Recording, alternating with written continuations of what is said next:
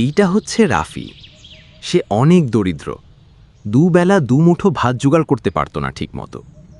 একদিন ঘরে খাবার শেষ, শুধু একটি কলা বাকি। সে ভাবল, আজ বনে কাঠ কাটতে যাবে, ক্ষুধা পেলে সেই কলাটাই খাবে। আজ বনে কাঠ কাটতে যাব, ক্ষুধা লাগলে এই কলাটাই খাবো।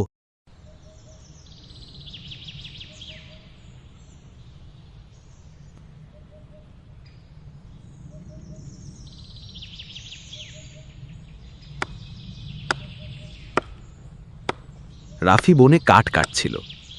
হঠাৎ একজন সাধু বাবা এসে হাজির। কে তুমি ছেলে? এই বনে কি করছো? আমি কাঠ কাটছি বাবা। আচ্ছা, তোমার কাছে কি কোনো খাবার আছে? আমি 2 দিন ধরে না খেয়ে আছি। রাফি কিছুক্ষণ ভাবল, নিজের শেষ খাবার সেই কলাটা বের করল আর সাধু বাবাকে দিয়ে দিল। তুমি অনেক ভালো। এই নাও একটা জাদুর কলা গাছের চারা। এটা তোমার বাসায় নিয়ে বুনে দিও, তোমার অভাব চলে যাবে। বলে সাধু বাবা হাওয়ার মতো মিলিয়ে গেলেন। এটা কি হলো? বাবা যেহেতু বলেছে, তাহলে এটা আমি বুনে দিব। রাফি চারাটা নিয়ে বাসায় ফিরে ঘরের পাশে বুনে দিল।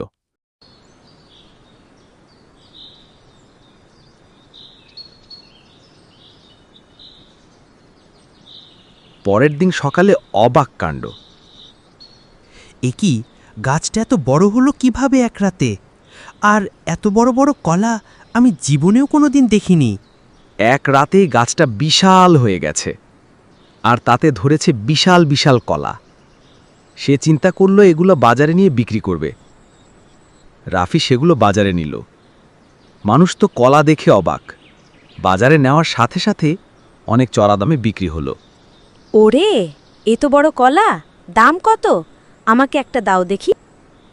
এভাবেই দিন কাটতে লাগল। তার নাম ছড়িয়ে পড়ল সারা গায়ে। দিন দিন রাফি ধনী হতে লাগল। কিন্তু কয়েকদিন পর ঘটে গেল একটা ঘটনা। ওই গায়ে ছিল একজন করিম, আর সে একজন লোভী।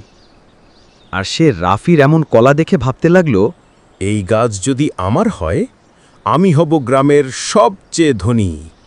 হা হা হা। রাতে চুপিসারে রাফির উঠোন থেকে গাছটা উপড়ে নিয়ে গেল।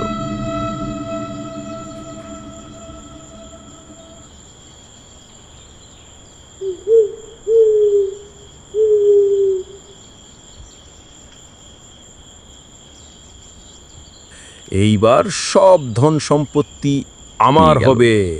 নিজের বাড়ির আঙিনায় বুনে দিল। কিন্তু সকালে করিম দেখল হায় হায়, গাছ শুকিয়ে এ কি যাচ্ছে, সর্বনাশ হয়ে গেল। পাতায় কালো দাগ। অল্প সময়ে গাছটা ভেঙে পড়ল। এই কথা সারা গায়ে ছড়িয়ে পড়ল। গ্রামবাসী বুঝল, গাছ শুধু দয়ালু মানুষের জন্য আশীর্বাদ। গাছটা ফিরে গেল রাফির কাছে। করিম খালি হাতেই থেকে গেল, আর রাফি সুখে শান্তিতে গ্রামকে সাহায্য করতে লাগল।